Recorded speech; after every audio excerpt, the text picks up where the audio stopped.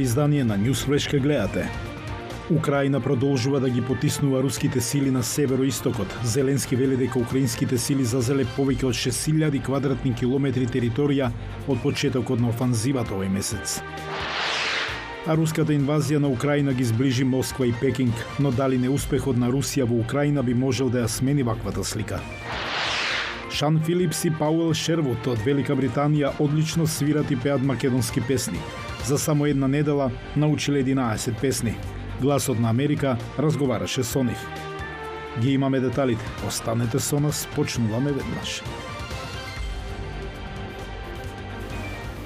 Поздрав од Вашингтон, ова е ТВ журналот Newsflash на Гласот на Америка на македонски јазик. Јас сум Јован Черноумовски. Украина продолжува да ги потиснува руските сили на североистокот и тврди дека вратила уште неколку села во североисточниот дел на земјата.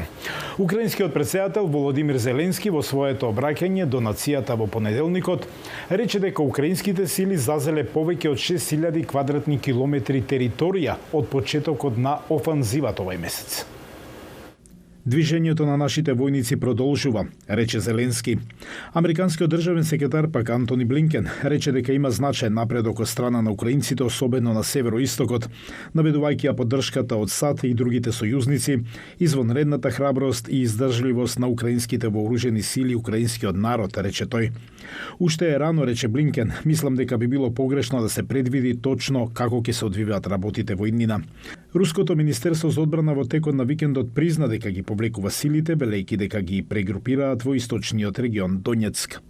Русите беа тука утрото, потоа напланети одеднаш почнаа хаотично да се повлекуваат, изјави за Sky News Дмитро Хрушченко, жител на неодамно слободетениот залезнички мал град во близина на линијата на Источниот фронт. Во Русија дури и на државната телевизија беше објавено за неуспесите што незините сили ги претрпуваа.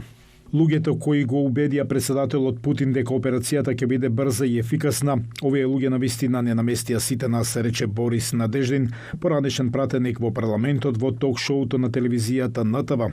Сега сме на моментот кога треба да разбереме дека е апсолутно невозможно да се победи Украина, користејќи ги овие ресурси и методи на колонијална војна.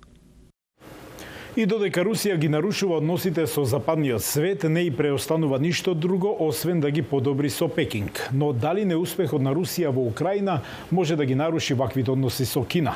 Хенри Риджвел има повеќе. Русија е домаќин на војните вежби Восток 22 на истокот од државата. Учествуваат 15 држави. Кина е најважниот гостин на Москва. Вежбите се прикажуваат на државните телевизии во двете држави. Практичната интеракција меѓу морнарицата на Русија и Народно-ослободителната армија на Кина достигна ново ниво во однос на квалитетот. Ово обезбедува глобална и регионална стабилност и безбедност.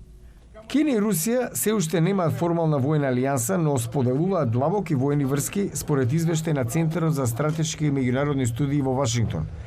Продажбата на оружје исто така е суштински дел од релацијата, но постојат потешкоти, вели Бони Лин, една од авторките на извештајот. Кина увезува околу 70% од вкупното нејзино оружје од Русија.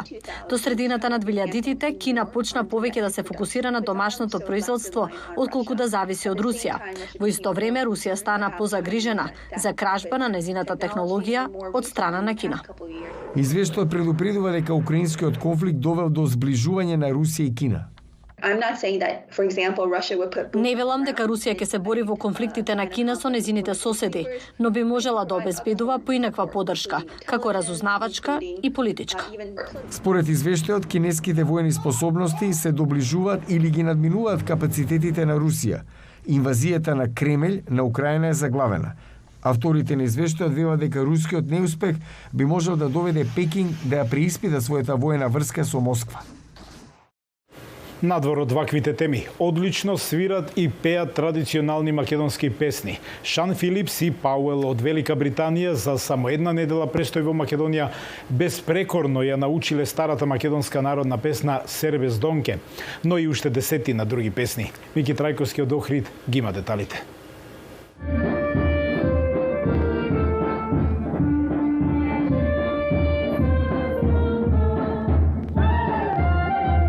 Шан Филипс и Паул Шервуд од Велика Британија за само една недела престој во земјава научија 11 стари македонски песни ора. Тие патуваат низ Балканот и се запознаваат со музичката традиција на луѓето кои што живеат на овие простори. Среќна сум што можев да научам 11 македонски песни ора, комплетно со нивната орнаментика и нивните специфики, што ги прави различни од останатите.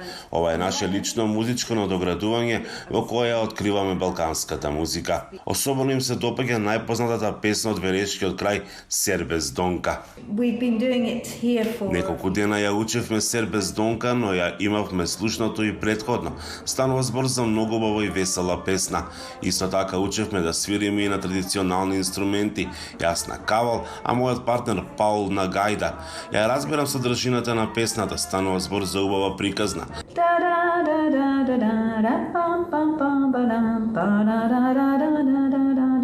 А за оваа песна "Збогу мила" од Никола Бадев вели дека ја потсетува на песни од незиниот крај, бидејќи била побавна и имала повеќе емоции. Со Шан, која е професионален хармоникаш, а Шервуд професор по хемиско инженерство, во Велес работаа професионалните музичари Стојан и Филип. Пред се воркшопот беше наменет за изучување на традиционалниот инструмент кавал, каде што работевме напредни техники, односно како тие што го кажуваат мастер-клас, напредни техники на свирење. Задоволен сум од целото што постигнавме, има ефект. Посебно сум горд на ентузијазмот што го имаат за учењето на нашата музика и на нашиот фолклор. Значи, желбата колку тоа пасионирано ги совладуваат орнаментите, напредните техники, не само едноставната мелодија, туку посебно внимание посветуваат на тоа како да ги отсвират нашите орнаментации, нашите трилери, што ги имаме. Посветеноста на македонската традиционална музика. Дел се од проектот, каде со помош на ментори од земја во Бугарија и Грција учат за традиционалната музика, народните игри и танци, а со тоа откриваат и нови музички вредности. Од Охрид за Гласот на Америка, Мики Трајковски. Браво! Музеј во Вирџинија ја прикажува уметноста на правење селфи. Селфи сликите постоеле уште пред да станат популарни на мобилните уреди. Гласот на Америка ве води таму.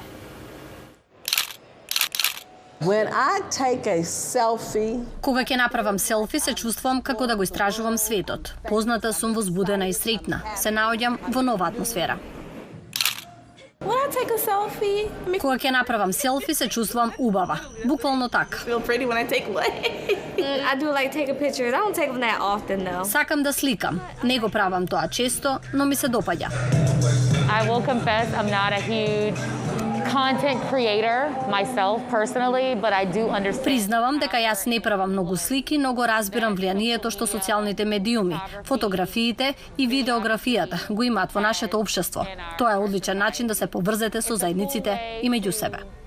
I guess as a guy, I see all the girls posting pictures and I'm like, Како маж кога ги гледам девојчињата како објавуваат слики, изгледаат прекрасно и уживаат во тоа. Сакам луѓето да мислат дека јас изгледам убаво, затоа се сликам. Сликам се и сешто. Сликите траат цел живот. Селфијата покажуваат кои сме всушност, бидејќи ние не можеме да се видиме самите себе си. Технологијата што ја користиме може да се промени, но суштината на селфито, сликата, останува со нас за секогаш. Сушност, селфијата постоеле пред да имаме камери.